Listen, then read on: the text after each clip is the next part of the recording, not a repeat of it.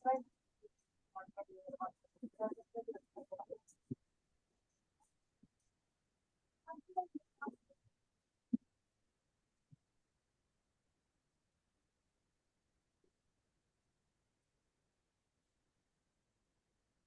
দর্শক, দায় মুক্তি শীর্ষক লাইভ প্রোগ্রামে আপনাদের স্বাগত জানাচ্ছি। আমরা সারা দেশের সাধারণ মানুষ, আওয়ামী লীগের কর্মী ও সমর্থকদের নিয়ে চিন্তিত, উদ্বিগ্ন। আমরা কেন আমাদের এই দায় মুক্তি শীর্ষক লাইভ প্রোগ্রামের উদ্যোগ নিলাম আপনারা জানেন। 15 জুলাই থেকে 8 আগস্ট পর্যন্ত ছাত্রদের আন্দোলনের সাথে মিশে যাওয়া পেশাদার অপরাধী ও রাজনৈতিক দুর্বৃত্তদেরকেও যে কোনো ধরনের অপরাধের জন্য মামলা, গ্রেপ্তার বা হয়রানি করা যাবে না বলে বিজ্ঞপ্তি প্রকাশ করেছে স্বরাষ্ট্র মন্ত্রণালয়। এর মানে হলো, যারা হাজার হাজার পুলিশ হত্যা করেছে, হাজার হাজার আওয়ামী লীগের নেতা কর্মীদের হত্যা করেছে, শত শত মানুষকে পিটিয়ে ধারালো অস্ত্র দিয়ে রক্তাক্ত জখম করে আহত করেছে, অনেককে আজীবনের জন্য পঙ্গু করেছে, লক্ষ কোটি টাকার জনগণের সম্পদের ক্ষতি করেছে, তাদেরকে সকল অপকর্মের জন্য দায় মুক্তি দিয়ে দেওয়া হয়েছে। জুলাই আগস্টের সকল হত্যাকাণ্ডের বিষয়ে ডক্টর ইউনূস জুডিশিয়াল কমিটির তদন্ত স্থগিত করে দেয়। এর কারণ সহজে অনুমেয় যে ইউনূস চান না জুলাই থেকে আগস্ট পর্যন্ত যত ধরনের অপরাধ হয়েছে তার বিচার হোক, এর সাথে যারা সম্পৃক্ত তাদের চিহ্নিত করা হোক এবং এদের দোষী প্রমাণিত করে শাস্তি নিশ্চিত করা হোক। বাংলাদেশে অবৈধভাবে ক্ষমতা দখলকারী ডক্টর মোহাম্মদ ইউনূস, জামাত, শিবির ও বিএনপিকে দিয়ে সারা দেশে হত্যা, অগ্নিসংযোগ, ধর্ষণ, লুটতরাজ, মন্দির গির্জা ভাঙচুর, সংখ্যালঘুদের হত্যা, পুলিশ সদস্য হত্যা, আওয়ামী লীগের নেতাকর্মীদের হত্যা এবং সরকারি বেসরকারি স্থাপনায় হামলা করে ব্যাপক ক্ষতি সাধনের মধ্য দিয়ে দেশকে অস্থিতিশীল করে নির্বাচিত সরকার প্রধান জননেত্রী শেখ হাসিনাকে জোর করে দেশ ত্যাগ করতে বাধ্য করে। তিনি দেশ থেকে এরপর অবৈধভাবে রাষ্ট্র ক্ষমতা দখলকারী ইউনূস গং বঙ্গবন্ধুর ধানমন্ডির 32 নম্বরের ঐতিহাসিক বাড়িটি পুড়িয়ে দেয়। বাংলাদেশ আওয়ামী লীগের কেন্দ্রীয় কার্যালয় সহ সারা দেশে জেলা, উপজেলা, ইউনিয়ন ও গ্রাম শাখা কার্যালয় ভাঙচুর ও অগ্নিসংযোগ করে। জননেত্রী শেখ হাসিনা সহ আওয়ামী লীগ নেতৃবৃন্দের বিরুদ্ধে হাজার হাজার মিথ্যা মামলা, সংখ্যালঘু ও আওয়ামী লীগ নেতাকর্মীদের নির্যাতন, হত্যা, নৈরাজ্য ও গণগ্রেপ্তারের নামে বাড়িঘরে ভাঙচুর, একই সাথে নানাভাবে মানবাধিকার লঙ্ঘন করছে এই অবৈধ সরকার। ঐতিহাসিক 7ই মার্চ, 15ই আগস্ট ও সংবিধান দিবস সহ 8টি জাতীয় দিবস বাতিল ঘোষণা করেছে। দেশের প্রাচীনতম ছাত্র সংগঠন ছাত্রলীগকে নিষিদ্ধ করেছে। বাঙালির মুক্তি আন্দোলন ও মুক্তিযুদ্ধের নেতৃত্ব দানকারী দল আওয়ামী লীগকে নিষিদ্ধ করার ষড়যন্ত্র করছে। এখন বাংলাদেশে কারো ন্যূনতম নিরাপত্তাটুকু নেই। সারা দেশে ডাকাতি, ছিনতাই যেন খুব স্বাভাবিক একটি ঘটনা। আওয়ামী লীগ ও তার সহযোগী সংগঠনের নেতাকর্মী এবং সমর্থকদের উপর নির্যাতন, বাড়িঘর ভাঙচুর, লুটপাট, অগ্নিসংযোগ, হত্যাকাণ্ড, গ্রেপ্তার, মিথ্যা মামলা সম্পর্কিত কোনো খবর বাংলাদেশের টিভি চ্যানেল ও পত্রিকাগুলোতে প্রকাশ করতে দিচ্ছে না অবৈধ সরকার। একই সাথে এই সব ঘটনার দায় মুক্তি দেওয়ার মতো একটি ঘৃণ্য কাজ করেছে ইউনূস ও তার উপদেষ্টারা। এই অনুষ্ঠানের মাধ্যমে আমরা বাংলাদেশের মানুষের উপর চলা নির্যাতন, নিপীড়নের চিত্র বিশ্ব মানবতার কাছে তুলে ধরতে চাই। আজ এখন আমাদের সাথে ভার্চুয়ালি যুক্ত হয়েছেন নির্যাতন নিপীড়নের শিকার বিএম জাহিদ হাসান, রায়হানুল হক, খুরশেদ আলম হিরু, মিসেস রুকসানা, আদনান আব্দুল্লাহ আবিদ বাবু, রাশেদ বিল্লাহ চিস্তি। আমাদের এই আয়োজনে আপনাদেরকে স্বাগত জানাই। আপনাদের উপর যে অমানবিক অত্যাচার করা হয়েছে সেই গল্প আমরা শুনব, সারা দেশের মানুষ ও বিশ্ববাসী শুনবে, আপনাদের কথাগুলো রেকর্ড থাকবে। এই রেকর্ড আমরা জাতিসংঘের মানবাধিকার কাউন্সিল, অ্যামনেস্টি ইন্টারন্যাশনাল, কমনওয়েলথের সেক্রেটারি জেনারেল, ইউরোপিয়ান ইউনিয়ন, আন্তর্জাতিক ন্যায় বিচার আদালত, বিশ্বের বিভিন্ন দেশের সরকার ও বিরোধী দলের নিকট পৌঁছে দেব। আমরা আমাদের অনুষ্ঠান শুরু করছি। প্রথমেই আমরা যেতে চাই বিএম জাহিদ হাসানের কাছে। জাহিদ হাসান ভাই, আপনি আপনার পরিচয় দিয়ে আপনার কথা বলা শুরু করুন।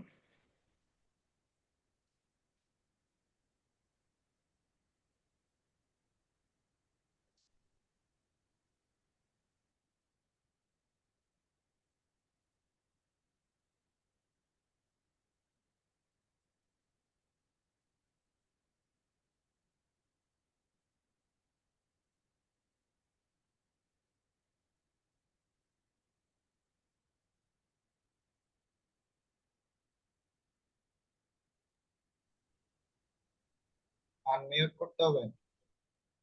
জাহিদ হাসান ভাই, আপনি নিজেকে আনমিউট করে শুরু করুন।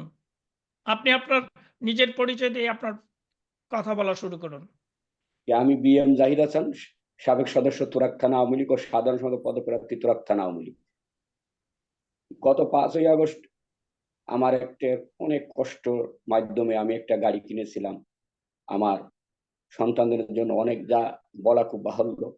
আমার সেই গাড়িটি বিএনপি সন্ত্রাসীরা আমার ব্যবসা প্রতিষ্ঠান আগুন ধরিয়ে দেয়, যা আদৌ আমি কল্পনা করতে পারি না যে আমি তো কারো কোনো ক্ষতি করিনি। রাজনীতি করতে গিয়ে এমন রাজনীতি প্রতিহিংসার শিকার হলাম এই ইউনূস সরকারের, অবৈধ সরকারের কাছে। আমি জানতে চাই কেন আমাদের নামে এই মিথ্যা মামলা হয়রানিগুলো দেওয়া হলো। আমরা কি মানুষের, বাংলাদেশ আওয়ামী লীগ সবসময় তার, আমি মনে করি যে তার যে সকল নেতাকর্মী আছে সবাই এই খেটে খাওয়া মানুষের পিছনে দাঁড়িয়েছে। জননেত্রী শেখ হাসিনা আওয়ামী লীগের সময় সবসময় কাজের জন্য দেশের উন্নয়ন সাধন করে গেছে। কি অপরাধ করেছিলাম আমরা যে আমাদের প্রতি এই অত্যাচার নির্যাতন নেমে এসেছে? আরেকটা কথা বলতেই নয়, এই তুরাগ থানা আমলে 53 নং ওয়ার্ড, যে আমাদের একটা দলীয় অফিস ছিল, জাতীয় শ্রমিক লীগের প্রেসিডেন্ট রুবেল তার অফিসটি পুড়িয়ে ধ্বংস করিয়ে দেয়। ওই অফিসেই আমরা বসতাম এবং আমার আর এক সহযোদ্ধা জসিমউদ্দিন, সে জাহিদ ভাই, আপনার, আপনাকে একটু থামিয়ে দিয়ে বলতে চাই, প্রথমেই আপনার উপর যে আক্রমণ করা হলো, এই যে আপনাকে কারা আক্রমণ করেছিল, আপনি কি তাদের চেনেন? আমার, হ্যাঁ চিনি, বিএনপি সন্ত্রাসীরা তারাই আক্রমণ করেছে আর কি। এদের এদের নাম বলতে পারেন কারা? যারা, অবশ্যই আপনি যেহেতু চিনেন তাদেরকে, তাদের নামও আপনি জানেন, তারা কি আপনার ওই হ্যাঁ, এলাকার বিএনপি নেতৃবৃন্দ? হ্যাঁ, ওই এলাকার বিএনপি নেতৃবৃন্দ উজ্জ্বলের নেতৃত্বে আমার ব্যবসা প্রতিষ্ঠানে হামলা করে আর উজ্জ্বলের কি। সাথে, উজ্জ্বলের সাথে আর কে কে ছিল? তিনি বিএনপির একজন নেতা। উজ্জ্বল, হ্যাঁ, উজ্জ্বল একজন বিএনপির নেতা। উজ্জ্বলের সাথে আপনার ওই বিএনপির ওয়ার্ডে যারা ছিলেন তারা, তাদেরকে নাম বলে একটু সমস্যা হতে পারে আমার। সেক্ষেত্রে আমি আচ্ছা, 3 মাস যাবৎ ঘর বাড়ি ছাড়া আছি, এই জন্যই জি জি, নামটা বলতে বুঝছি। নারাজ আর কি। হ্যাঁ, এটা। আচ্ছা, এইখানে কি আপনার উপর যে হামলা হলো, এই আক্রমণ হলো, আপনি কি পুলিশের শরণাপন্ন হয়েছিলেন? আপনাকে যখন, আপনার উপর যখন হামলা হয়, তখন সেই মুহূর্তে কি পুলিশ ছিল কাছাকাছি? পুলিশের সামনে এইসব ঘটনা ঘটেছে, না পুলিশের অনুপস্থিতিতে? না, পুলিশ তো তখন আপনার পুলিশ সামনে ছিল না। তখন তো আচ্ছা, আপনার বাংলাদেশটা বিশৃঙ্খল রাষ্ট্রে পরিণত হয়েছে আর কি, যাতে মব জাস্টিস যাকে বলা হয়। জি ওরা বুঝেছি। যে তবে পারে আপনি কি পরে পুলিশের কাছে জিডি করেছিলেন, করতে গিয়েছিলেন বা করেছেন? আমি পুলিশের কাছে জিডি করতে গিয়েছিলাম, পুলিশ জিডি নেয় নাই, তখন থানায় কাউকে পাওয়া যায়নি। আচ্ছা, থানায় কাউকে পান নাই। আচ্ছা, হ্যাঁ, যে বলতেছিলেন সেটুকু বলেন। এই যে জসিম নামে একটি আওয়ামী লীগের কর্মী, সে শুধু মিটিং মিছিলে গিয়েছে। মিটিং মিছিলে যার অপরাধে তার ওয়াইফ হাসপাতালে ভর্তি, তাকে সে হাসপাতাল থেকে সাদা পোশাকধারী পুলিশ তাকে ধরে নিয়ে যায়, আদর্শে জেলখানায় বন্দি। কি অন্যায় করেছিল এই জসিম? আওয়ামী লীগ করা কি বাংলাদেশের মানুষের জন্য অপরাধ? আর আমাদের এই অপরাধ কেন হবে? যে জাতির জনক বঙ্গবন্ধু শেখ মুজিবুর রহমান বাংলাদেশকে প্রতিষ্ঠিত করেছে, সেই বাংলাদেশকে আজকে এই রাজাকার আচ্ছা, এই জাহিদ বাহিনীর সাহেবকে জন্য। যে পুলিশ সাহেব, যে পুলিশ কর্মকর্তা বা যিনি নিয়ে গেছেন যারা, ওদেরকে কি আপনারা চিনেন? ওনার নাম বলতে পারেন? ওনার নামটা সঠিক মনে নেই, যেহেতু আমরা ওই টাইমে ছিলাম, আপনার বাইরে ছিলাম আর কি, মানে পলাতক অবস্থায়। হ্যাঁ, যাই না, স্থানীয়। জসিমকে নিয়ে গেছে আর কি, আদা বাসার সামনে থেকে সাদা পোশাকধারী দুইজন পুলিশ এসে। হ্যাঁ, আচ্ছা আচ্ছা আচ্ছা। আর ওয়াইফ ওই টাইমে হাসপাতালে ছিল, ওই ছেলেটার হাসপাতালে ছিল। কিন্তু এই দুঃখের বিষয়, মানে এই চোখে পানি ধরে রাখতে পারি না, সেই ছেলেটা এখন জেলখানায় মধ্যে বিনা অপরাধে তার নামে 4টা হত্যা মামলা দেওয়া হয়েছে। আচ্ছা, আপনার এই যে নির্যাতন নিপীড়নের শিকার হলেন, তারপর থেকেই আপনি কি ওই এলাকা ছাড়া, এলাকার বাইরে আছেন? আমি 3 মাস যাবত এলাকায়, আমার বাল বাচ্চা বউ বেটি সহ আমি কাজ নতুন, আমার ছোট 2 বছর একটা বাচ্চা, আমি মুখ দেখাইতে পারি না, যাইতে পারি না তাদের কাছে। এই কষ্টের কথা কারো কাছে বলতে পারি না। ওহ, খুবই দুঃখজনক। আমি আপনার এই নির্যাতন, নিপীড়নের কথা শুনলে রাজশাহী থেকে ছাত্রলীগ করেছি, ওই অবস্থায় শিবিরের আক্রান্ত হয়েছি, এখন সেই শিবির আবার হানা দিচ্ছে। আমরা তো কাউকে অন্যায় অপরাধ করে আমরা, বাংলাদেশ আওয়ামী লীগ আমার মনে হয় না কারো কোনো ক্ষতি করেছে। বাংলাদেশ আওয়ামী লীগের জননেত্রী শেখ হাসিনা মানুষের, সাধারণ মানুষের পাশে দাঁড়িয়েছে। বাংলাদেশ আওয়ামী লীগ খেটে খাওয়া মানুষের উন্নয়নের দিকে অগ্রসর হয়েছে। আমি যেটা মনে করি যে বাংলাদেশ আওয়ামী লীগকে মাননীয় প্রধানমন্ত্রী জননেত্রী শেখ হাসিনাকে এই জামাত শিবিরে হায়না হিজবুত তাহরির কিছু লোক তাকে এই অপরাধে করেছে। অনেক অনেক ধন্যবাদ জাহিদ হাসান ভাই, আপনার এই দুঃখজনক গল্প আমরা শুনলাম। আমাদের সাথে যারা যুক্ত আছেন তারাও শুনলেন। আমরা এগুলো, এই আপনার কথাগুলো বিশ্ব সম্প্রদায়ের কাছে আমরা ধরে তুলব। এটি অত্যন্ত দুঃখজনক, তবে সাহস রাখবেন।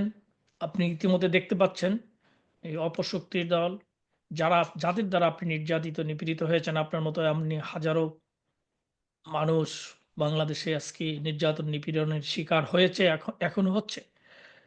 এইসবের অবসান অবশ্যই হবে।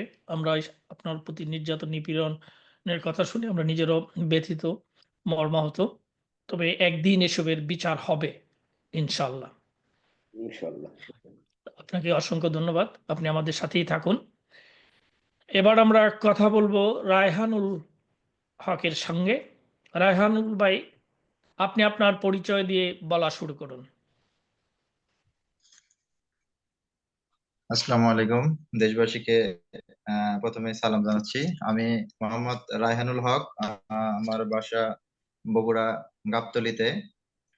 তো আমি প্রথমে যেটা বলতে চাই, আহ, গত 5 তারিখে আহ, আহ, এই যে বর্তমানে যে স্বৈরাচার বিরোধী আন্দোলন বলা হচ্ছে, যেটাকে হচ্ছে যে সন্ত্রাসী, এ মাননীয় প্রধানমন্ত্রীর উপর একটা সন্ত্রাসী হামলার যে চক্রান্ত, সেটাকে তারা বর্তমানে স্বৈরাচারী হামলা বলা হচ্ছে।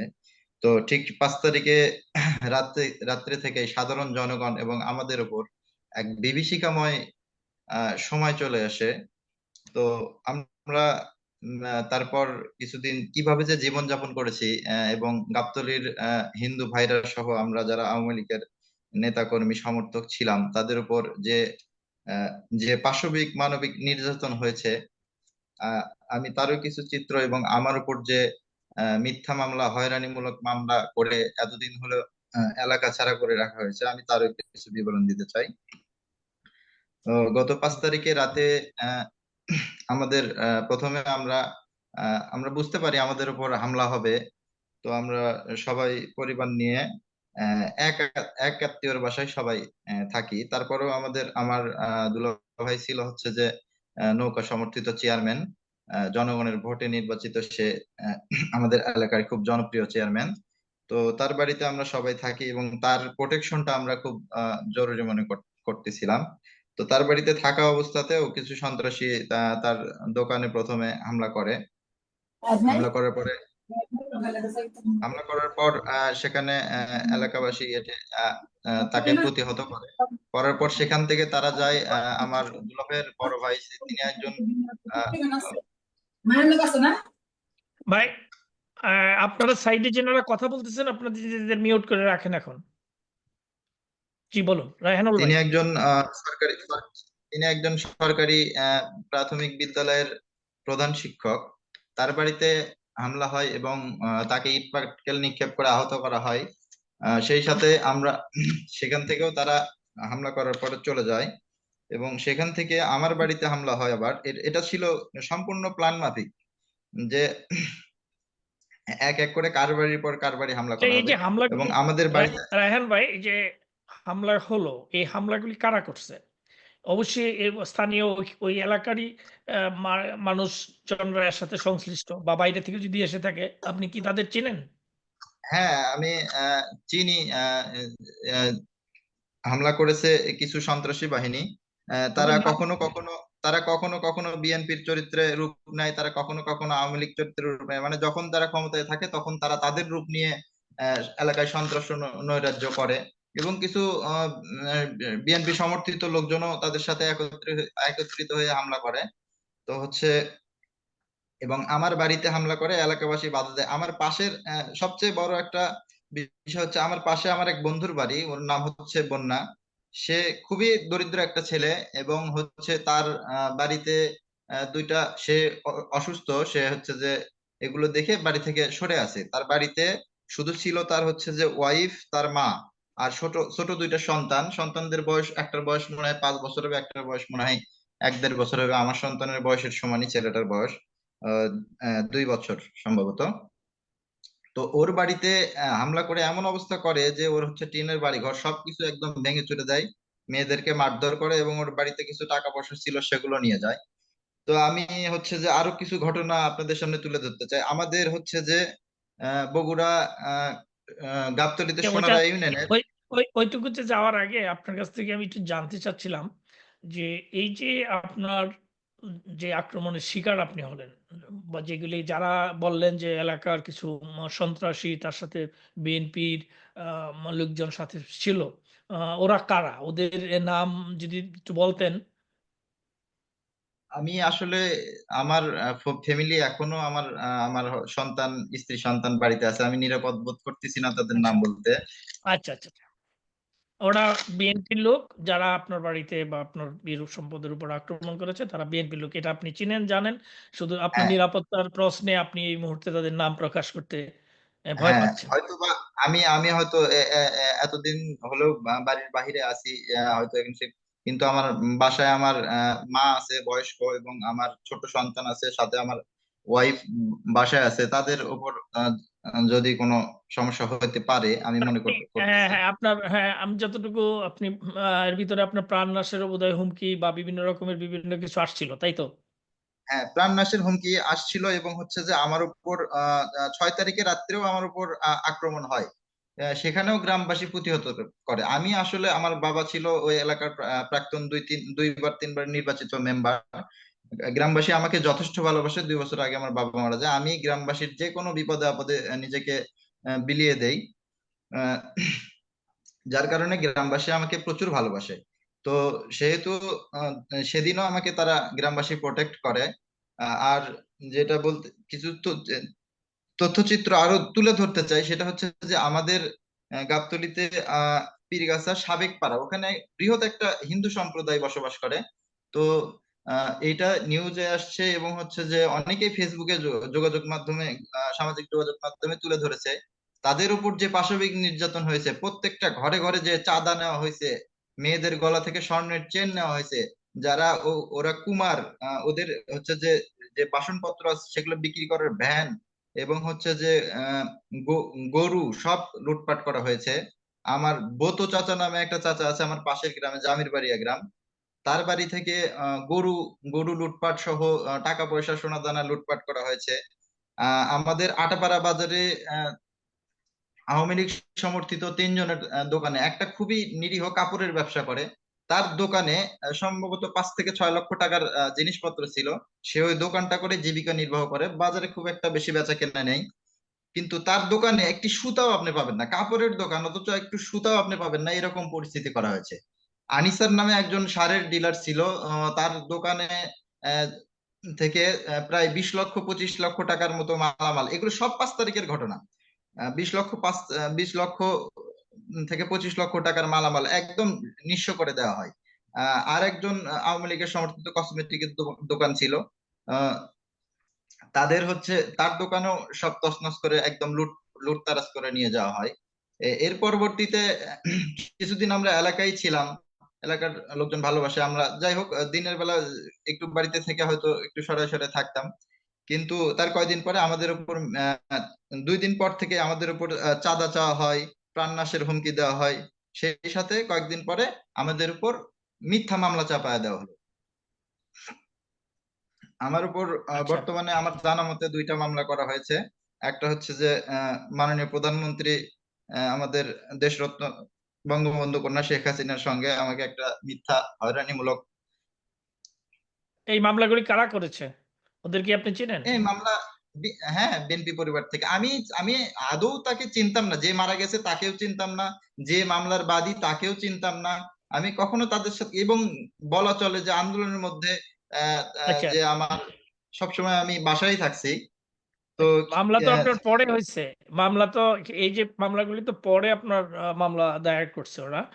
এর আগে হ্যাঁ, হ্যাঁ, আপনার উপর যখন আক্রমণ হয়েছে, আপনার প্রাণনাশের হুমকি বা বিভিন্ন ধরনের আপনার উপর যে নির্যাতন হয়েছে, তখন আপনি পুলিশের শরণাপন্ন হয়েছিলেন? জিডি করেছিলেন? জিডি বলতে আমি হচ্ছে যে সেনাবাহিনীকে জানাইছি, সেনাবাহিনী বলছে ব্যবস্থা নিবে। পরবর্তীতে হচ্ছে সেই সময় তো পুলিশে কিভাবে পুলিশের সাথে কথা বলবো, পুলিশের তো আমি যে থানায় কমপ্লেন করব সেই পরিবেশ তো থানায় ছিল না।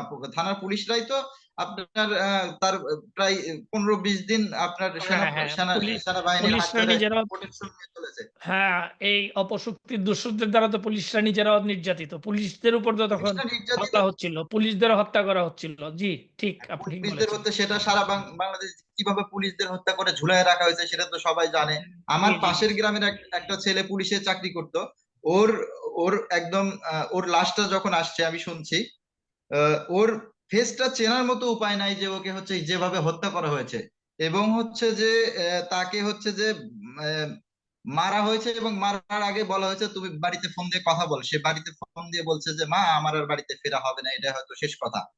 তো এরকম মর্মান্তিক ঘটনাগুলো তারা ঘটাইছে। এখন পর্যন্ত যা আমরা দেখতে পাচ্ছি, আমরা আহ, একটা সম্পূর্ণভাবে যে নিরাপদ আশ্রয় এবং ফ্রি ভাবে যে বাইরে ঘুরবো তার কোনো উপায় নাই।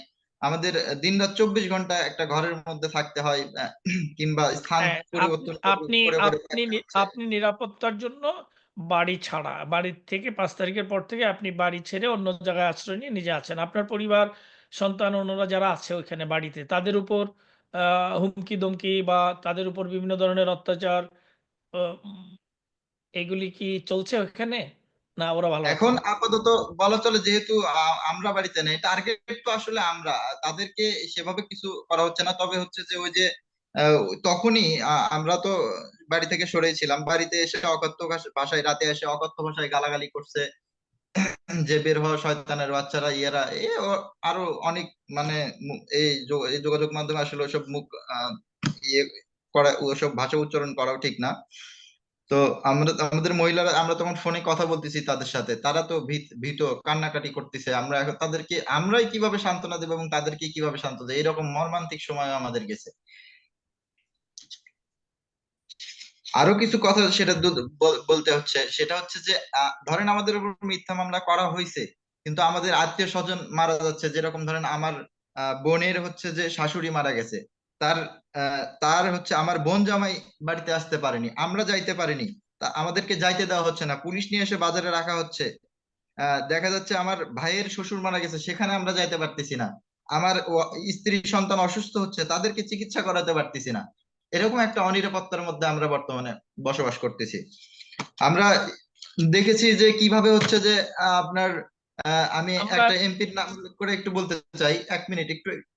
আমি হচ্ছে যে 4 তারিখ 4ই আগস্ট রাতে আহ, রাতে কি বিকালের দিকে আমাদের হচ্ছে বগুড়া সদর আসনের এমপি রাগিবুল হাসান রিপু ভাইয়ের বাসায় যেভাবে হামলা করা হয়েছিল, তার স্ত্রী সন্তান সেই একদম 4 তলা কি 5 তলার ছাদ দিয়ে একদম জীবনের ঝুঁকি নিয়ে আরেক বাসায় গিয়ে তারা যদি না পালাইতো, তাদেরকে সেখানে হত্যা করা হয়েছিল। এরকম মর্মান্তিক ঘটনাও তারা ঘটিয়েছে।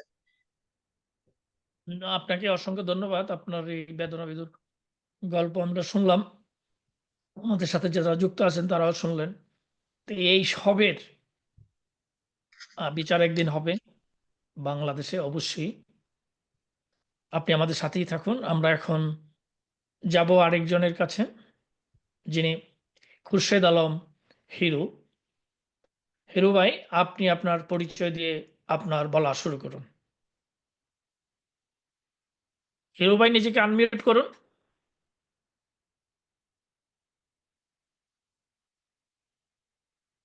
শুনতে পাচ্ছেন হিরু ভাই? খুরশেদ আলম হিরু ভাই, আপনি নিজেকে আনমিউট করে শুরু করুন হিরু ভাই। সালাম আলাইকুম। আমি কক্সবাজার সদর থেকে বলতেছি। আমার নাম খুরশেদ আলম হিরু। আমি ওয়ার্ড কৃষক লীগের সাধারণ সম্পাদক। আমার খুবই আবেগী কিছু বিষয় হচ্ছে যে আমাকে যে কারণে আমার এই অফিস থেকে র্যাব, পুলিশ, এরপর যৌথ বাহিনী আর কি এসে আমাকে ধরে নিয়ে গেছে ওসি নির্দেশে। ওসি নির্দেশ বলতে ওসি বোঝাতে চাইছে যে আমার নাকি বড় বড় এমপি মন্ত্রীর সাথে সম্পর্ক, এই বলে আমাকে নিয়ে গেছে। নিয়ে যাওয়ার পর আমাকে প্রায় প্রথমে হেনস্থ করছে কক্সবাজারের সদর থানার ওসি।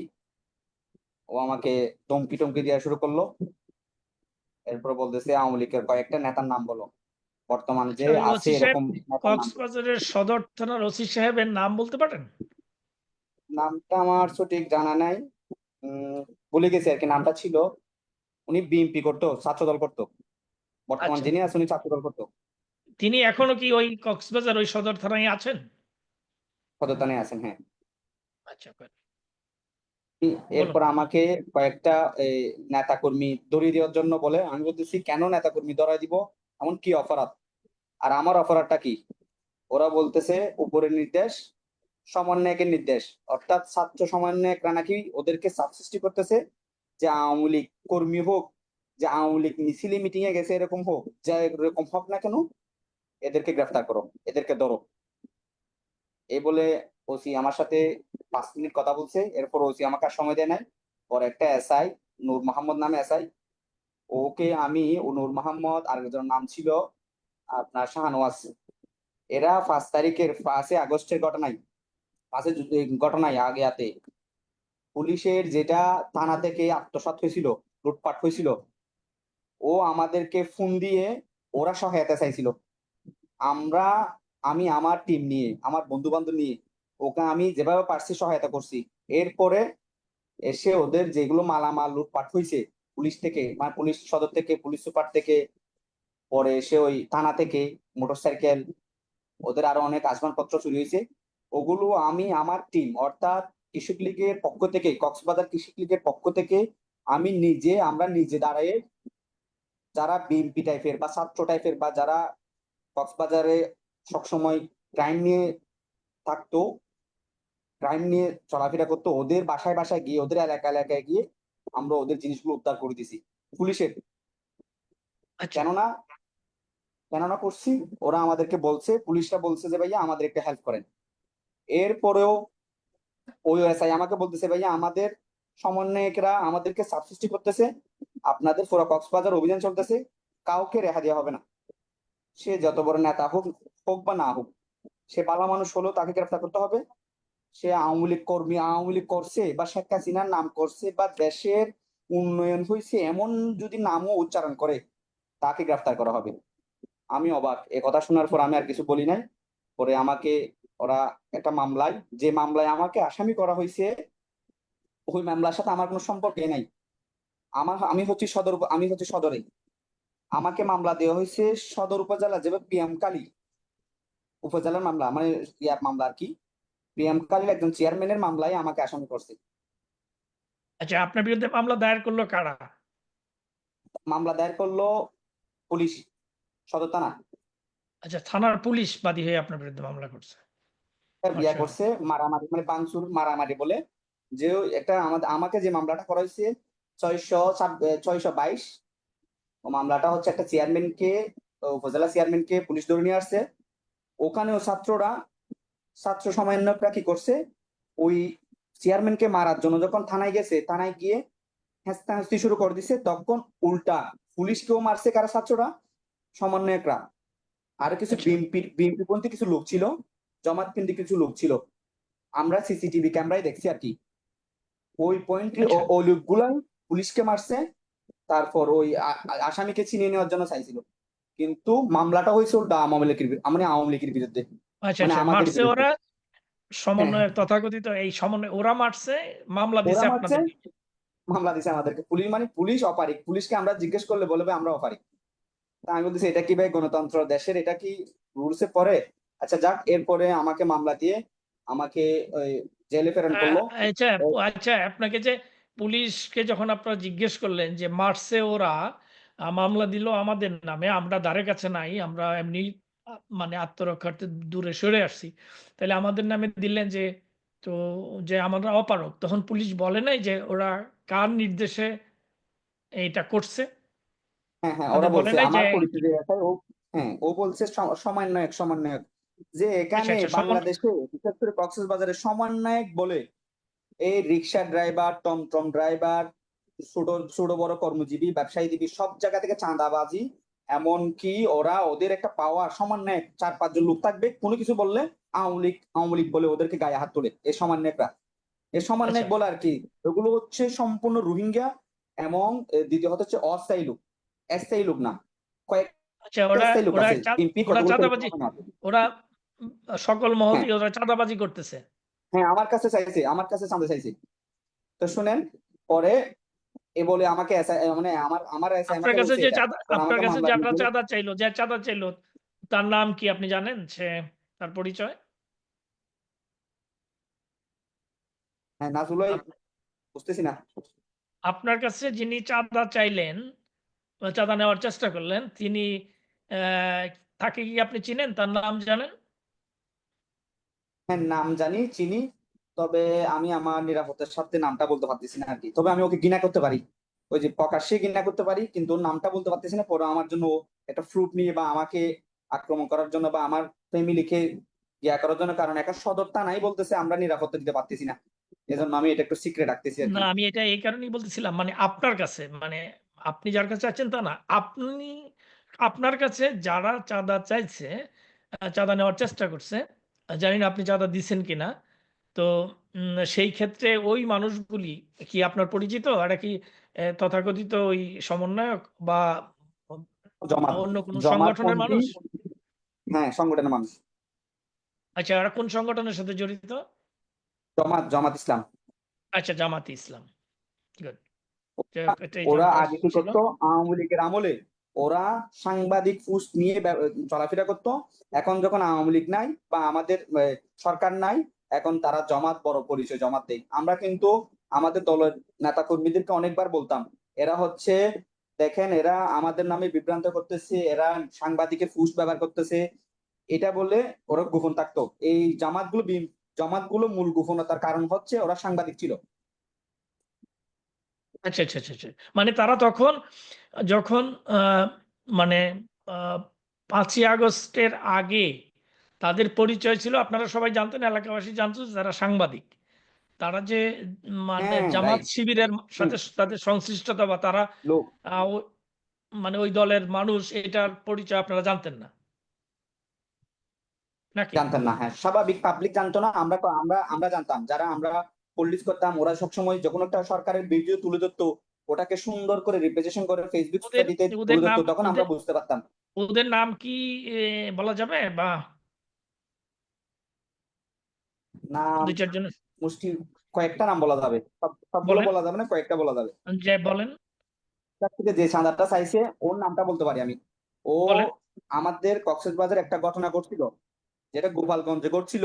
এর পরের দিন আমাদের যেদিন গোপালগঞ্জে একটা ঘটনা ঘটছিল, সেম আমাদের এলাকায় একটা ঘটনা ঘটছে, মারামারি। ওখানে একটা হিন্দু ছেলে মারা গেছে। জি মারামারির মধ্যে একটা হিন্দু ছেলে মারা গেছে। জি বলেন।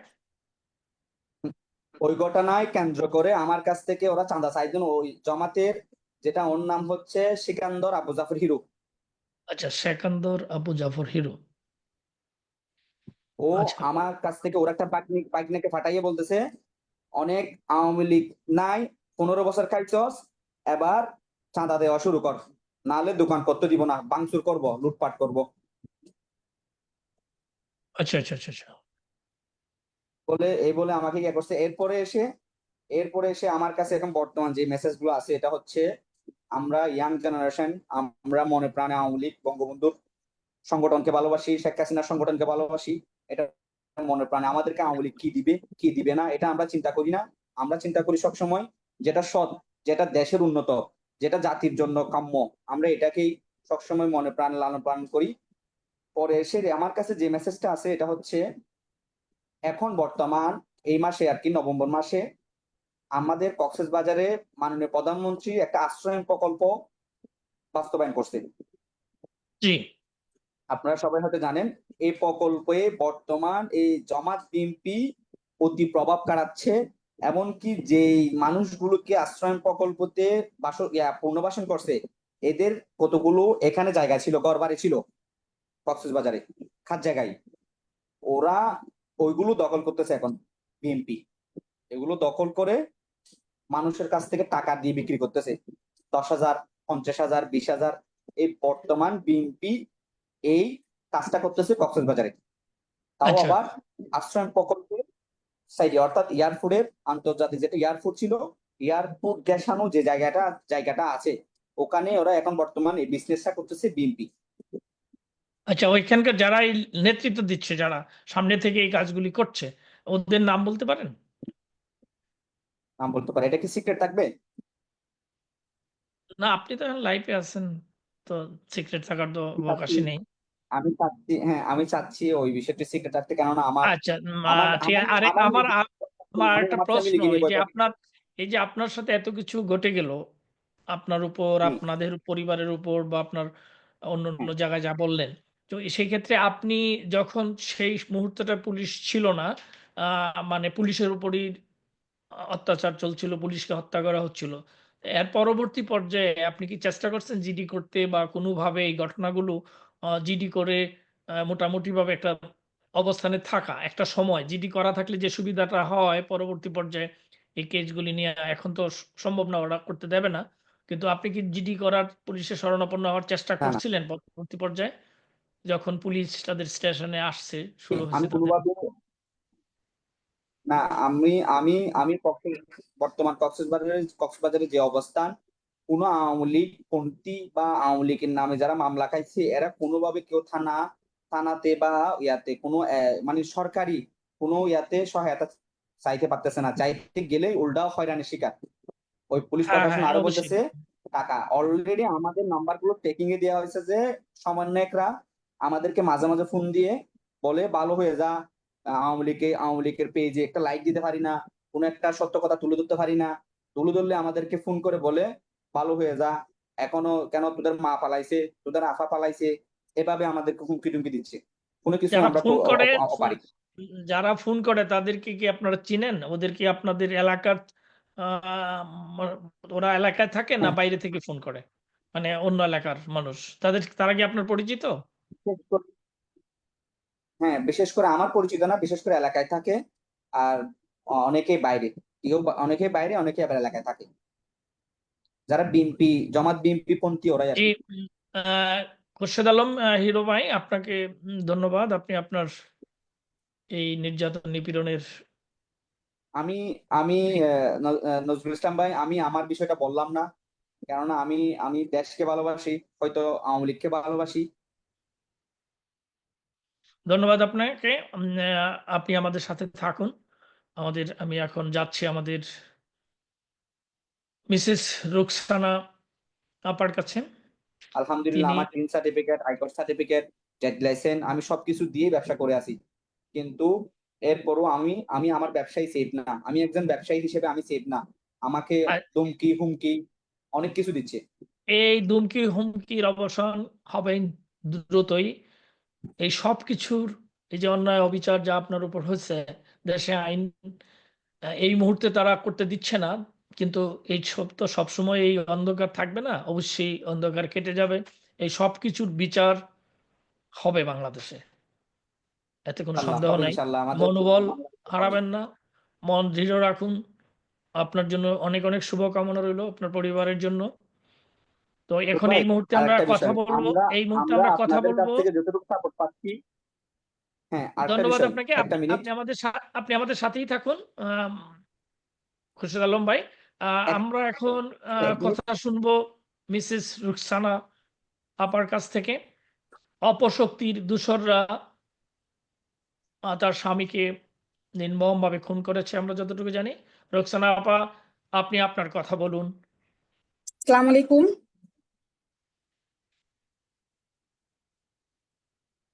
জি বলুন আপা।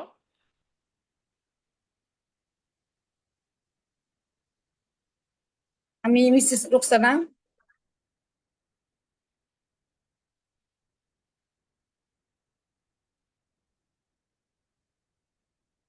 জি আপা, বলুন আপনি আপনি আপনার আমি কথা বলুন। দুঃখজনক ভাবে বলতাছি, আমার জননেত্রী শেখ হাসিনা, আমার জননেত্রী, আমার মা, ওনাকে আমি সালাম জানাই। বঙ্গবন্ধু শেখ মুজিবুর রহমান, তিনি আমাদের দেশের জাতির পিতা, ওনাকে আমি শ্রদ্ধা জানাই, সালাম জানাই। সব দেশবাসীর উদ্দেশ্যে কিছু কথা বলবো যে 5ই আগস্ট যেভাবে নির্মমভাবে আমার স্বামীকে হত্যা করা হয়েছে, এটা কিভাবে করছে ওরা জানেন, আল্লাহ পাক ভালো করে জানে। আমার স্বামী 5ই আগস্ট আমার নেত্রী 2টা বাজে পদত্যাগ করতে না করতে আমার স্বামীকে নির্মম ভাবে হত্যা করা হয়েছে। আচ্ছা আমাদের আপা, আপনার আপনার স্বামীর নামটা একটু বলবেন? আমার স্বামীর নাম আমার স্বামীর নাম মোহাম্মদ রনি হোসেন সাগর। জনিয়সী সাগর। জি বলুন। রনি হোসেন সাগর সাবেক ছাত্রলীগ ছিলেন। তখন আওয়ামী লীগের জন্য প্রস্তুতি নিচ্ছিলেন যে আমার নেত্রীর জন্য কিছু করতে পারে কিনা।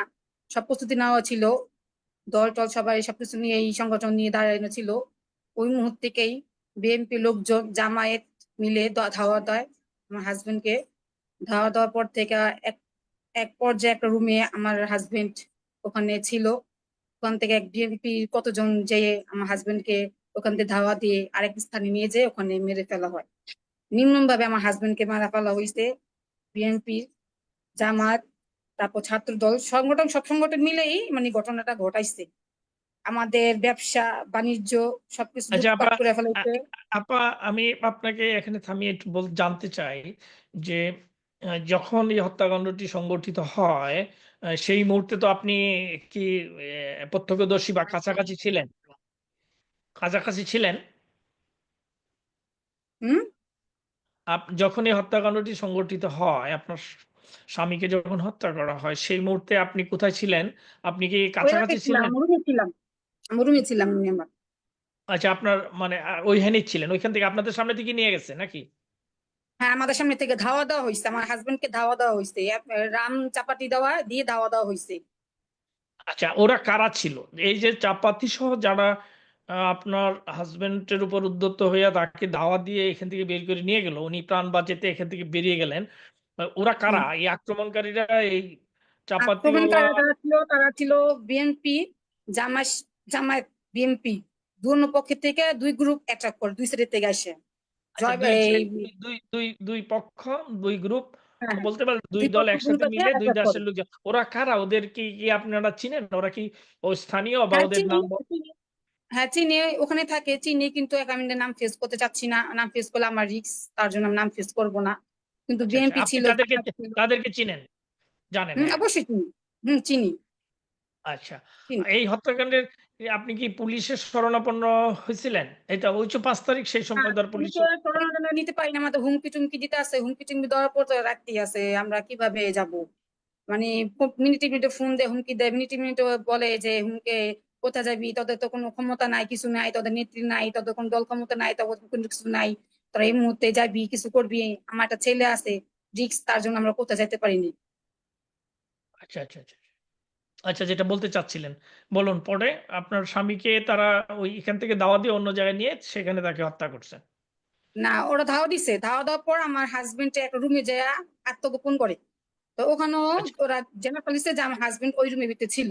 তো ওখান থেকে ওরা ধাওয়া দিছে, ধাওয়া দেওয়ার পর ওখান থেকে আরেক স্থানে নিয়ে যে আপনার ওখানে মানে আপনার 2-3 দল মিলে ওনাকে একবারে জানের থেকে মেরে ফেলছে। আচ্ছা, এটা তো এটা কোন এলাকায় হয়েছে? এটা আমি এলাকায় আমি বলতে চাচ্ছি না, কিন্তু আমরা তো আচ্ছা, আমি তো বলতে চাচ্ছি না বলে তো আমার বুঝে নিত আমার রিক্স বুঝছি, বুঝছি, এটা বুঝছি, বুঝছি। বুঝছি না, আমি তো হুম, কোন জায়গায় রিক্স এটা হ্যাঁ, বুঝি, হ্যাঁ, কিন্তু হ্যাঁ, বুঝতে আমরা পারছি। আওয়ামী লীগ করার কারণে আজকে আমাদের এই দশা হয়েছে। আমার হাজবেন্ড কে নির্মমভাবে হত্যা করা হয়েছে, এই বিচার পাই নাই, কিছু পাই নাই, বাড়িঘর লুটপাট করছে, আমাদের কর্মী যারা ছিল কর্মীদের ঘর বাড়ি লুটপাট করছে, কর্মীদের বাপ মার গায়ে হাত তোলা হয়েছে, ঘর দর লুটপাট করছে, আমাদের ব্যবসা বাণিজ্য, আমার হাজবেন্ড ব্যবসা করতো ইন্টারনেটের ব্যবসা, ওইটাও লুটপাট করে নিয়ে গেছে গা সন্ত্রাসীরা, বিএনপি সন্ত্রাসীরা। আচ্ছা, যারা আপনার স্বামীকে হত্যা করেছে ওরাই ওই চক্রটি আপনাদের ব্যবসা প্রতিষ্ঠানেও আক্রমণ করেছে, তাই তো? হুম। হ্যাঁ, হ্যাঁ, হ্যাঁ, ব্যবসা বাণিজ্য নিয়ে গেছে গা, বাড়িঘর লুটপাট করছে, আমার কিছু কর্মী ছিল মানে যারা আওয়ামী লীগ সংগঠন করতো, ওই এলাকার জি। প্রত্যেকজনের ঘরের ভিতরেই আপনার আপনার এই লুটপাট করে, চাঁদাবাজি, টাকা পয়সা চাই, বলে যে বিগত 15 বছর তারা বহুত কামাইছো, বড় করছোস, এখন তোকে দিতে হইব, এই সে এই নানান ধরনের কথাবার্তা বলে।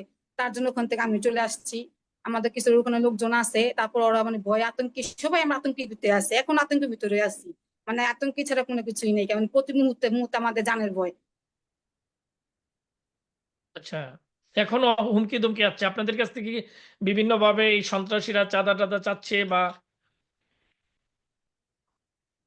এই যে হুম। যারা যারা আপনাদের এত বড় ক্ষতি করলো, এখনো হুমকি দুমকি দিয়ে যাচ্ছে, তারা কি আপনাদের কাছ থেকে হ্যাঁ, দেয় আহ, নাই, আমার হাজবেন্ডটাকে মারে ফেলছে, আমার হাজবেন্ডটাকে মারে ফেলছে, আমাদের দেশে লুটপাট করছে, আমাদের কর্মীদের গায়ে হাত তুলছে, আমার হাজবেন্ডকে মারে ফেলছে, আমার 2টা ছেলে আছে, আমার ছেলে 2টা নিয়ে আমি কিভাবে বাঁচবো?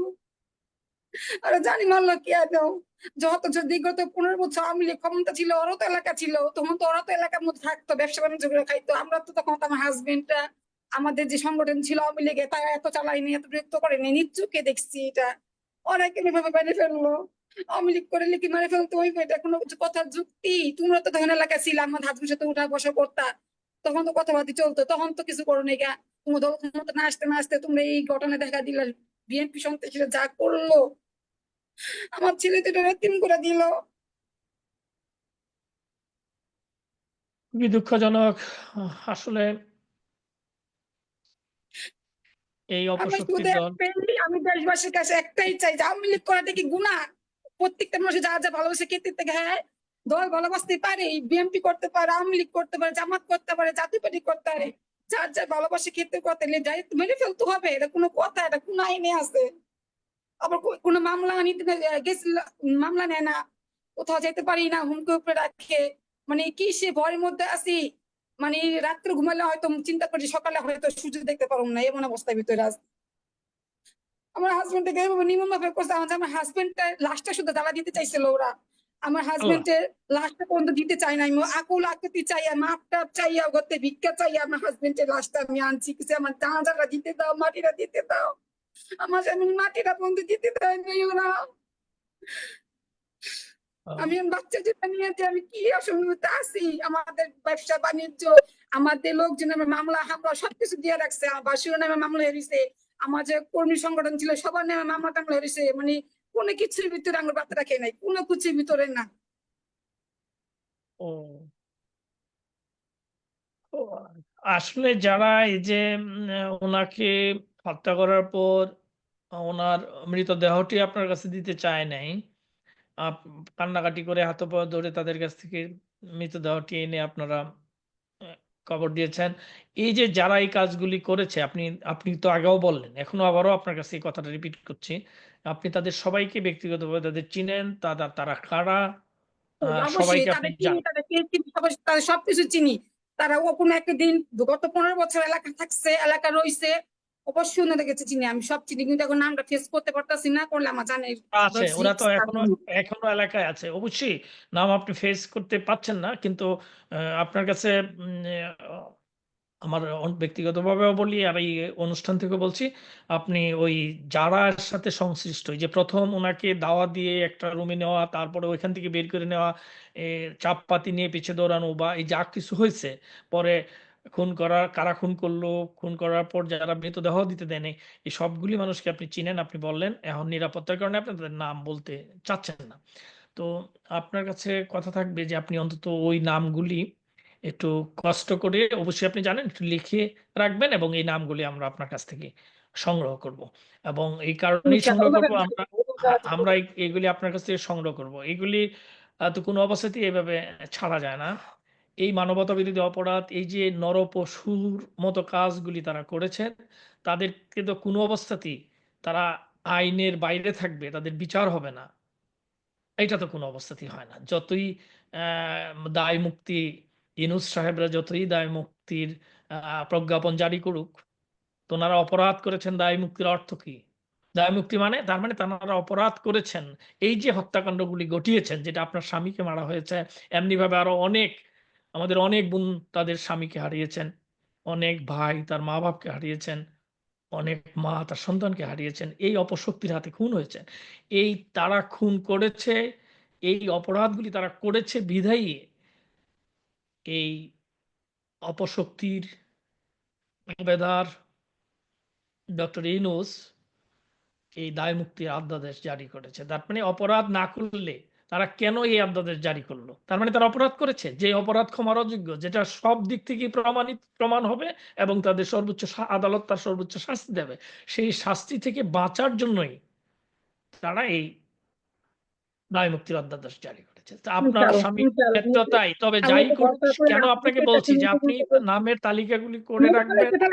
আমাদের একটা লোক না মামলা ধরা পর্যন্ত রাখতে রাখেনি, আমার বাসুরের ছেলের থেকে দৌড়া, বাসুরের থেকে দৌড়া, আমার যে কর্মী ছিল, সংগঠন ছিল, ওদের নামে মামলা থেকে দৌড়া কাউরে পর্যন্ত বানে এ পর্যন্ত আপনার 10 থেকে 15টার মতো মামলা দেওয়া হয়ে অলরেডি হয়ে গেছে গা। আর বেশ লুটপাট করছে, আমাদের দোকানপাট লুটপাট করছে, তারপর আবার চাঁদাবাজি চাইতেছে, একটা চাঁদা চাচ্ছে, আমার এক আত্মীয়তা চাচ্ছে, আমার এক কলিগ কাছে চাচ্ছে 1 লাখ টাকা চাই, 2 লাখ টাকা চাই, এভাবে তো চাঁদাবাজি চলতেই আছে। তাই 15 বছর প্রসেস এখন দিতেই হইব। আচ্ছা, ওরা যারা এখন যারা আপনাদের কাছ থেকে আপনার স্বামীকে ছিনিয়ে নিল, এত কিছু করার পর এখন তাদের আবার আপনার উপর চাঁদাবাজি, আপনাকে আবার চাঁদা দেওয়ার জন্য হুমকি দেয়, ওই মানুষগুলি কি কারা হারায়? যারা এই খুনের সাথে সংশ্লিষ্ট তারাই, না নতুন কোনো আরেক কোনো গ্রুপ যারা না আপনার না কাছে এখন নতুন আবার? না, যারাই যারাই হ্যাঁ হ্যাঁ যারাই ছিল ওরাই ওরাই ওরাই যারা আমার হাজবেন্ডকে মারছে, ওরাই আমাদের লোকজনের থেকে টাকা পয়সা চাচ্ছে, চাঁদাবাজি চাচ্ছে, তারপর মামলা তো দিতেই আছে, মামলা তো আছেই, তারপর আপনি আমাদের ব্যবসা বাণিজ্য লুটপাট করতে নিয়ে গেছেই, আমাদের মানে আমার কর্মী ঘর দুয়ার সবকিছুই মানে ভাঙচুর লুটপাট করছে, মায়ের দুঃখ আছে, মানে অনেক কিছু হয়ে গেছে, মানে শান্তি দিতেছে না, মানে এই মুহূর্তে আর আমাদের কোনো শান্তি দিতেছে না, এখন তোমার তো শুরু, তোদের তো আর সামনে বহুত কিছু বাকি রয়েছে, এগুলাও বলে, মানে চোখ তুলে তো কথা বলবো দূরের কথা, মাথা নিচে করে কথা হাঁটতেও ভয় পায়, এমন অবস্থা। আচ্ছা, আপনার কয়জন সন্তান জানতে পারি? আমার 2 ছেলে, আচ্ছা, ওদের বয়স কত? একটা বড় ছেলে 17 বছর, আর আমার ছোট ছেলে 7 বছর, ক্লাস 3 পড়ে। আমার ছেলে, আমার হাজবেন্ড নাকি কোথায় জান ভিক্ষা চাইছে, কইছে আমার জান ভিক্ষা দাও, আমার 2টা ছেলে আছে, আমার 2টা ছেলেতে তাকে জান ভিক্ষা দাও, তারপর আমার স্বামীরা জান ভিক্ষা দেয় না, ওরা ওরা জানতো, সব জানতো ওরা, আমার 2টা ছেলে আছে, আমার ছেলে 2টা থেকে তাকাইয়া জান ভিক্ষা দেয় নাই।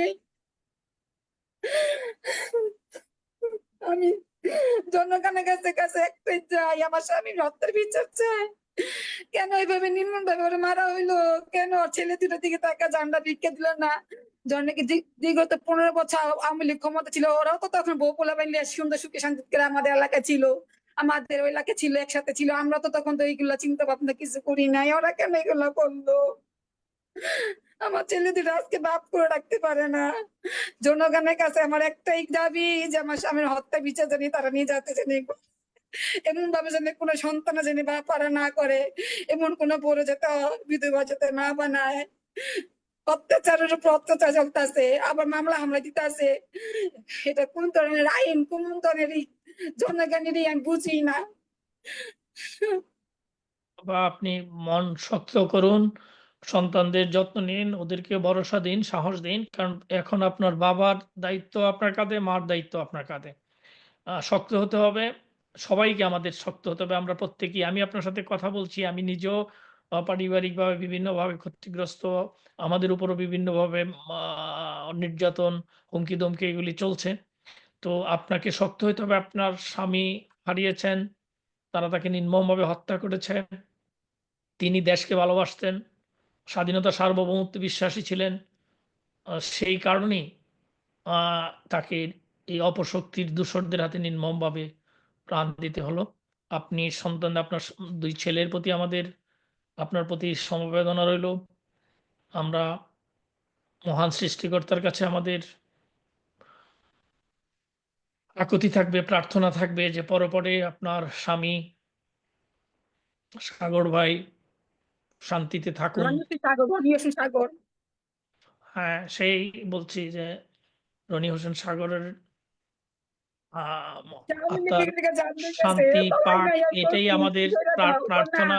আমার আর নেত্রী এই যত যত দেশ যে ছাড়ে নাই এখন কিন্তু এখানে রয়েছে, জীবিত আছে। ওনার জন্য যদি আমার জান যায় যাইবো, তারপর আমি দেখা চামু, চলে নাই। ইনশাআল্লাহ হত্যা সেই করে হইতে পারছেন কি?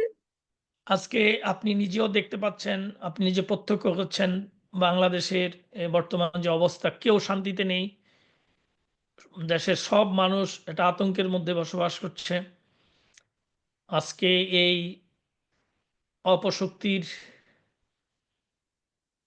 এই দূষররা দেশকে যে একটা অবস্থা, দেশের মানুষকে যে একটা অস্বস্তিকর অবস্থার মধ্যে রেখেছে, এটা তো সবার কাছেই ক্লিয়ার। শুধু আপনি আপনার স্বামী হারিয়েছেন, এমনিভাবে আরো অনেকেই, অনেকের ভাই, স্বামী, পিতা-মাতাকে হারিয়েছে। এই অপশক্তির দোসরদের হাতে তাদের প্রাণ দিতে হয়েছে। আমরা সবার প্রতি সমবেদনা জানাই এবং সবার আত্মার মাগফিরাত কামনা করি। আপনার প্রতি আমাদের আবারও একই কথা থাকবে যে আপনি আপনার সন্তানদের নিয়ে ভালো থাকার চেষ্টা করুন। তাদেরকে আপনার সর্বোচ্চ দিয়ে মানুষ করার চেষ্টা করুন। এই অন্ধকার কেটে যাবে খুব দ্রুত ইনশাআল্লাহ। এবং আপনার স্বামীর হত্যাকারীদের বিচার বাংলাদেশে হবে একদিন। এতে কোনো সন্দেহ নেই। তো আপা, আপনাকে ধন্যবাদ। আপনি আমাদের সাথেই থাকুন। এখন আমরা কথা বলবো আদনান আব্দুল্লাহ আবিদ বাবুর সঙ্গে।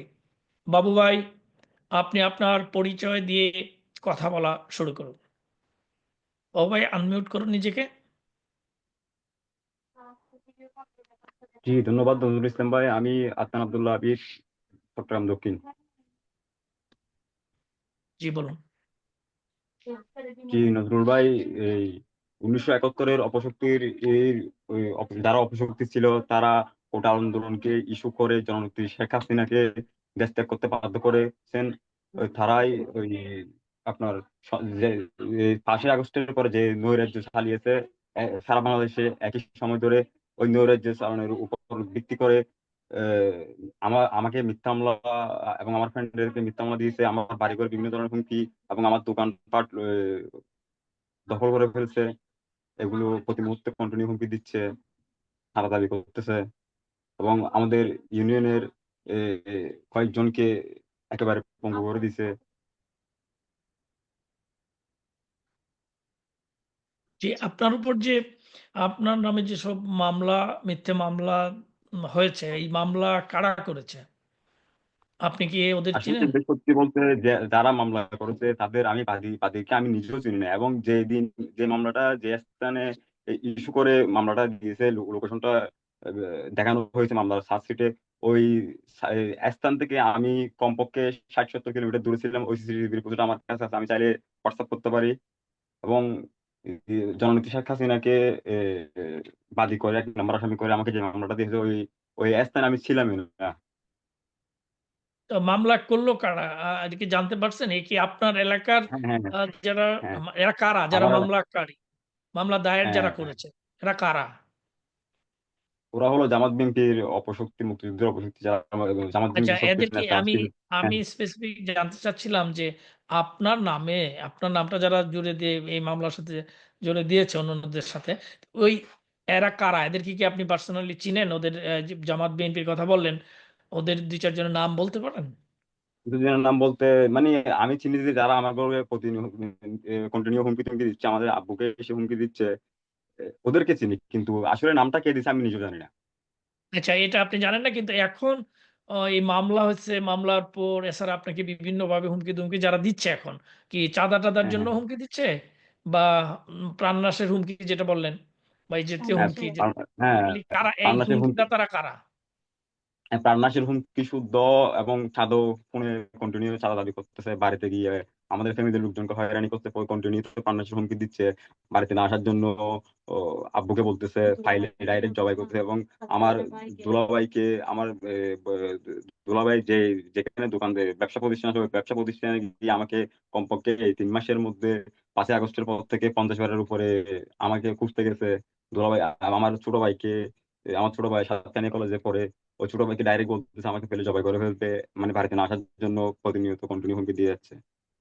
আচ্ছা, ওই মানুষগুলি কারা? যারা হুমকি দিচ্ছে, অবশ্যই তারা হ্যাঁ, আপনাদের ওই বা আপনার পরিচিত বা আপনার পরিবারের লোকজন তাদের চিনে। ওদের নাম এটা একটু যদি বলেন। আমাদের উপজেলায় বিভিন্ন ইউনিয়ন থেকে, এবং আমাদের আমি তো পৌরসভায় পড়ছি, আমাদের পৌরসভায়ও আছে জামাত বিএনপির পোলাপাইন।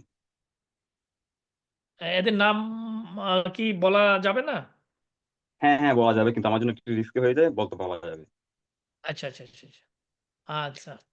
আচ্ছা, আপনার এই যে প্রাণনাশের হুমকি, বিভিন্ন ধরনের নির্যাতনের যেই কথাগুলো আপনি বললেন, আপনি কি পুলিশের শরণাপন্ন হয়েছিলেন? বা আপনার পরিবার থেকে হুজুর আপনার আপনি আব্বার ভালো কথা করে জানেন, বললেন? 5ই আগস্টের পর থেকে থানায় এরকম কোনো ইয়ে ছিল না, ওই সুযোগ ছিল না যে থানায় গিয়ে এ, আমাদের আওয়ামী লীগ আমার আওয়ামী লীগের পোলাপাইনরা অথবা আমাদের দলের কর্মী সমর্থক যারা আছে থানায় গিয়ে একটা আশ্রয় নিবে। এবং আপনি ভালো করে জানেন 5ই আগস্টের পর থেকে অনেকদিন পর্যন্ত থানা শাসন ছিল না। হ্যাঁ, আপাতত তা ঠিক। মোটামুটি একটু বের হয়েছে। হ্যাঁ, মানে তার মানে আর আপনি এখন তো হ্যাঁ, জিডি করতে পারেন নাই। মানে পুলিশের হ্যাঁ শরণাপন্ন, পুলিশকে জিডি জানিয়ে করতে পারি রাখা না যে আমি। ওইখানে। মূলত আমি এখন আমার বাড়ির বাড়িতে থাকতে পারতেছি না, এলাকার বাইরে আছি, ওইখানে নির্দিষ্ট স্থানে যাইতে পারতেছি না, আমি কিভাবে গিয়ে করবো, প্রতিনিয়ত প্রাণনাশের হুমকি আসতেছে। আচ্ছা, আচ্ছা, আচ্ছা। ওই নজরুল ভাই, যখন দুঃখের বিষয় কি কি জানেন? ওই যে 5ই আগস্টের পর থেকে আমার আব্বুর বয়স প্রায় 75-এর উপর হবে, আমার আব্বু হঠাৎ করে অসুস্থ হয়ে গেছে।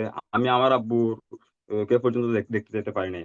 এমনকি আল্লাহ না করো, যদি আমাদের পরিবারে যদি কোনো একটা যদি একটা দুর্ঘটনা হয়, আমি কালকে বাড়িতে যাইতে আমাদের মা বাবার শেষকৃত্য করতে পারবো, দাফন করতে পারবো, জানাজা যাইতে পারবো, এরকম একটা সন্দেহ আছে। আহ যাক, এটা তো খুবই দুঃখজনক। এখন অপেক্ষা যারাই হুমকিদাতা, যারা আপনার উপর নির্যাতন, নিপীড়নের জন্য উদ্যত হয়েছিল বা এখনো চেষ্টা করছে আপনার ফ্যামিলির উপর বিভিন্ন রকমের মানসিক নির্যাতনের বা এইভাবে আপনার প্রাণনাশের হুমকি যারা দিচ্ছে, অবশ্যই এই অবস্থা থাকবে না। এদের সবার আ আপনি নাম এখন বলছেন না, কিন্তু অবশ্যই আপনি জানেন। সেগুলি অবশ্যই আপনাকে লিখে রাখতে হবে এবং সময় সুযোগ যখন আসবে অবশ্যই আপনি আপনাকে জিডি করতে হবে। আর এদেরকে সবাইকে বিচারের আওতায় নিয়ে আসতে হবে। এই মর্মে তো কোনো কথা থাকতে পারে না আর। তো আপনি ভালো থাকুন, আমাদের সাথে থাকুন এবং আ সাবধানে থাকুন। আপনার জন্য অনেক, অনেক শুভকামনা রইলো। আমরা এই মুহূর্তে কথা বলব রাশেদ বিল্লাহ চিশতীর সাথে। রাশেদ বিল্লাহ চিশতী ভাই, আপনি আপনার পরিচয় দিয়ে আপনার কথা বলুন।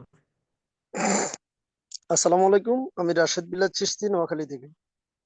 আমি নোয়াখালীতে সংবাদ প্রতিবেদক, মিডিয়ার সাথে সম্পৃক্ত।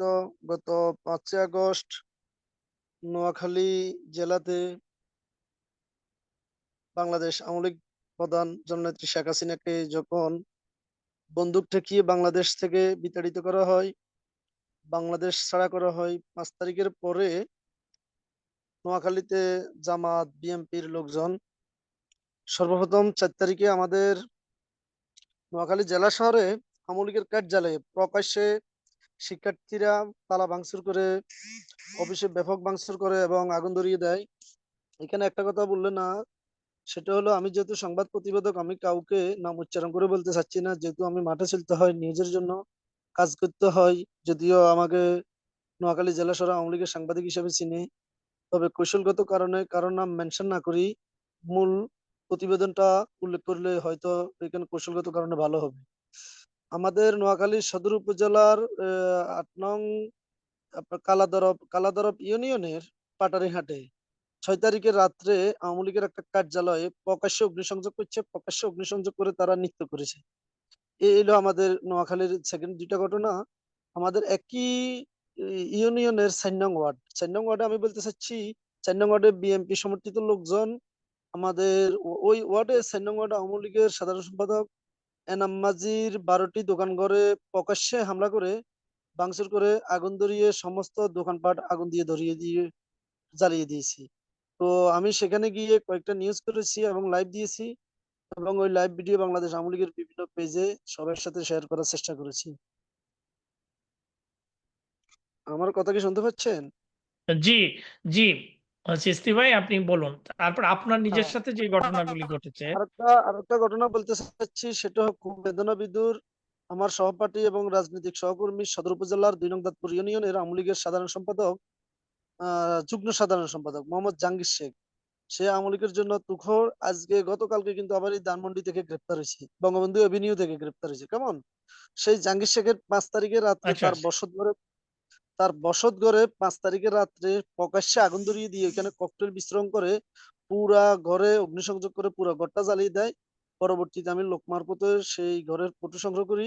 সেখানে শুধু ওই যে কি ওর ঘরটা ছিল ফ্লোর সেমি পাকা, আর কিছু কাঠের পালা ছিল, আর কিছু আপনার ওই যে ফিলারের ফালা ছিল।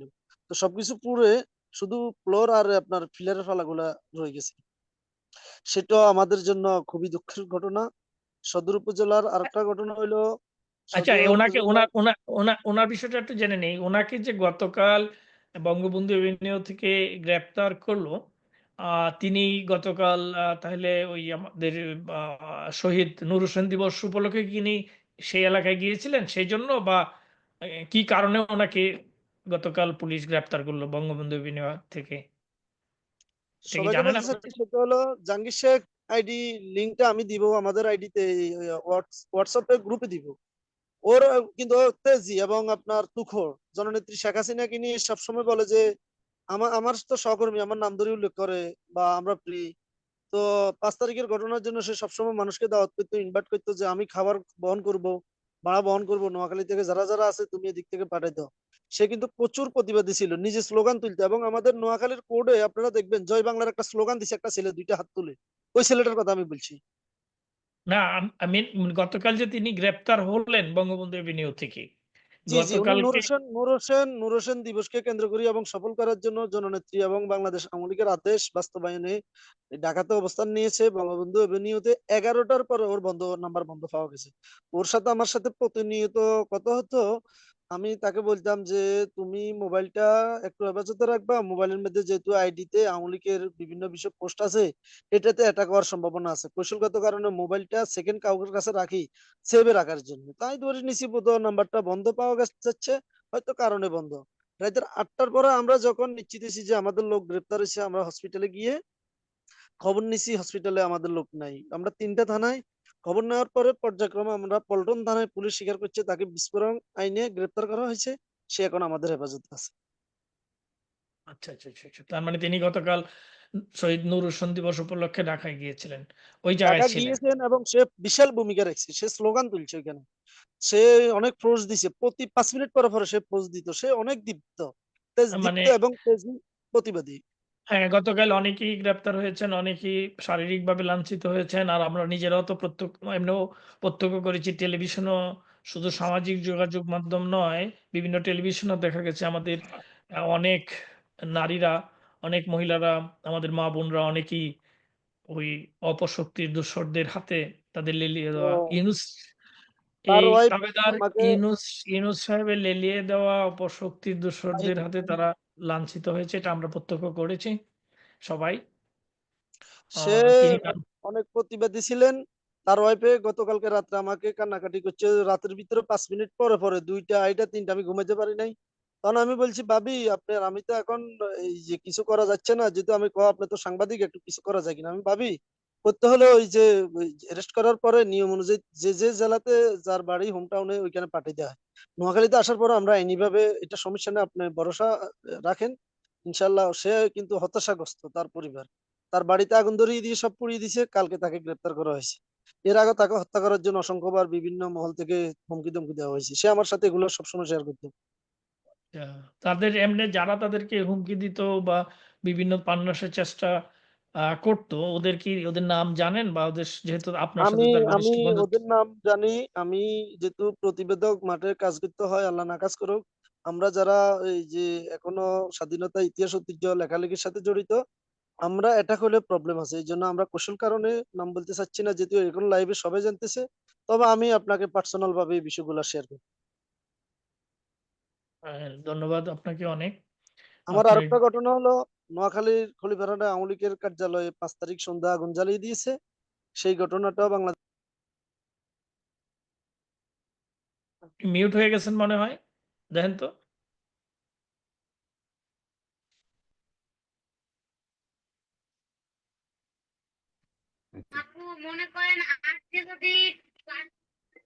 শুনতেছেন চিস্তি ভাই, আপনি কি আছেন?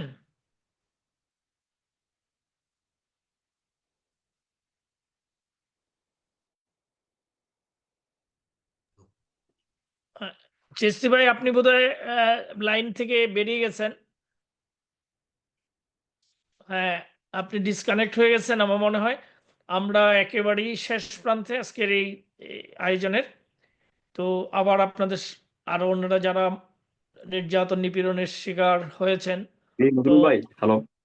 জি, জি হ্যালো। নজরুল ভাই, 5ই আগস্টের পরে আমাদের সাতকাইন উপজেলা আওয়ামী লীগের সেক্রেটারি জনাব কুতুবুদ্দিন চৌধুরীর বাড়িতেও হামলা হয়েছে, এবং ওই ওনাদের ইউনিয়নে ওই ইউনিয়ন আওয়ামী লীগের সেক্রেটারি জনাব সাইফুল ইসলাম ভাইকে জামাত শিবিরের তারা দোকান করে যাওয়ার সময়, উনি একটা চায়ের দোকান করতো, দোকান করে যাওয়ার সময় রাতের অন্ধকারে আহ, দুই পায়ে দুই পায়ে ভেঙে দেওয়া হয়েছে। ওটা বাংলাদেশ আওয়ামী লীগের ভেরিফাইড পেজে আপনাদের পোস্ট দেওয়া আছে। তারপর আমাদের সাতকাইনী উপজেলাতে রমজান আলী চেয়ারম্যানের বাড়িতে আগুন দেওয়া হয়েছে। সব মিলিয়ে বলতে গেলে আমাদের এমন কোন ইউনিয়নে আমাদের নেতা এই কর্মীদের বাড়িতে। যারা আগুন দিয়েছে, হ্যাঁ, এই হ্যাঁ, হামলাগুলি যারা করেছে তাদের নাম বলতে পারেন কি? হ্যাঁ, ওটা আমাদের বাংলাদেশ আওয়ামী লীগ ভেরিফাই পেয়েছে, আপনাদের ইয়া করা আছে, পোস্ট দেওয়া আছে না না, ওনার আপনি আমাদের ইউনিয়ন। আজকের এই অনুষ্ঠানে যদি আপনি নাম জানা থাকে, কোনো সমস্যা না থাকে, তাহলে আপনি বলতে পারেন এখানে, কারণ না, এখানে ওইটা অনেকেই আমার না, ওইটা আমার আমার ফ্যামিলির। এখন আমি হলাম বাইরে, আমি বাইরে বাইরে হলে কি হবে, হ্যাঁ, আমার আপনার ফ্যামিলি আমার আপনার ফ্যামিলি। নিরাপত্তার হ্যাঁ, প্রশ্নে আপনি নিরাপত্তার। বলতে চাচ্ছেন না। ধন্যবাদ। হ্যাঁ, হ্যাঁ, হ্যাঁ, মানে ওটা আমরা সবাই সবই জানে। শুনলাম আজকে। আমরা একবারই শেষ প্রান্তে, এখন আমরা আমাদের অনুষ্ঠান এমনি নির্ধারিত যে সময় ছিল তার চেয়ে অনেক বেশি সময় হয়ে গেছে। তো আবার কথা হবে আপনাদের সাথে, এছাড়া আরো অন্যরা যারা বিভিন্নভাবে নির্যাতন নিপীড়নের শিকার হয়েছেন তাদের সাথে আমরা ধারাবাহিকভাবে এই অনুষ্ঠানেই কথা বলবো। পরবর্তী যেদিন আমরা কথা বলবো সেটা আপনারা জানতে পারবেন। যারা আজকে যুক্ত হয়েছিলেন তারাও শুনবেন, জি, ধন্যবাদ ওই নজরুল লিঙ্কে ভাই। গিয়ে জানতে পারবেন। তো আপনাদের এই কষ্ট করে এই যে আপনার অজ্ঞাত জায়গা থেকে আপনারা নিজেরা নিরাপত্তার জন্য পালিয়ে আছেন, বিভিন্ন জায়গায় কষ্ট করে আছেন, তার যার মধ্য থেকে আপনারা আমাদের এই অনুষ্ঠানে যুক্ত হয়ে আপনাদের এই নির্যাতন নিপীড়নের গল্প বললেন, আংশিক হলেও আমরা শুনলাম। আমরা সবাই বেদনাহত আপনাদের কথা শুনে। আপনাদের সবার প্রতি শুভেচ্ছা জানাই। আপনাদের জন্য অনেক অনেক শুভকামনা রইল। মহান সৃষ্টিকর্তা আপনাদের মঙ্গল করুন। তো আমরা দৃঢ়তার সাথে একজন মানুষ হিসাবে আমার নিজের জায়গা থেকে, নিজের উপলব্ধি থেকে এবং ইতিহাস তাই বলে এই অন্ধকার থাকবে না। এই আজকে বাংলাদেশকে অপশক্তি দল যে অন্ধকার দিকে নিয়ে যাওয়ার অপচেষ্টা করছে, এই চেষ্টা ব্যর্থতায় পর্যবসিত হবে, এটা আর বলার অপেক্ষা রাখে না। আপনারা দেশে আছেন, উপলব্ধি করতেছেন আজকে দেশের মানুষ প্রতিটি মুহূর্তে ওদের প্রতি ধিক্কার জানাচ্ছে। তারা বাংলাদেশের মহান স্থপতি, জাতির পিতা বঙ্গবন্ধু শেখ মুজিবুর রহমানের সুযোগ্য কন্যা মাননীয় প্রধানমন্ত্রী জননেত্রী শেখ হাসিনার প্রয়োজনীয়তা অনুভব করছে, বলতে শুরু করেছে। আমরা অহরহই সামাজিক যোগাযোগ মাধ্যমে বিভিন্ন মিডিয়াতে শুনতে পাচ্ছি দেশের খেটে খাওয়া মানুষ থেকে শুরু করে সর্বস্তরের মানুষের মুখে আওয়াজ উঠছে, আমরা শেখ হাসিনাকে আবার পেতে চাই, শেখ হাসিনাকে এনে দাও, ইত্যাদি ইত্যাদি। তো এই যে আপনাদের উপর নির্যাতন নিপীড়ন, শুধু আপনারা আজকে 6 জন আমাদের সাথে কথা বললেন, আপনাদের নির্যাতনের আংশিক চিত্র আমাদের সামনে ধরে তুললেন। আমরা আপনাদের কথাগুলো রেকর্ড রয়েছে, এগুলো আমরা আন্তর্জাতিক সম্প্রদায়ের কাছে, জাতিসংঘের আন্তর্জাতিক মানবাধিকার কাউন্সিল, তারপর European union, amnesty international, Commonwealth secretary general, জাতিসংঘের মহাসচিব এবং বিশ্বের বিভিন্ন দেশের সরকার এবং বিরোধী দলের কাছে এই আপনাদের বক্তব্য নির্যাতনের চিত্র আমরা ধরে তুলব। আবারও আপনাদের জন্য শুভকামনা। সবাই ভালো থাকুন, সুস্থ থাকুন। জয় বাংলা, জয় বঙ্গবন্ধু। আজকে আমরা এখানেই শেষ করছি।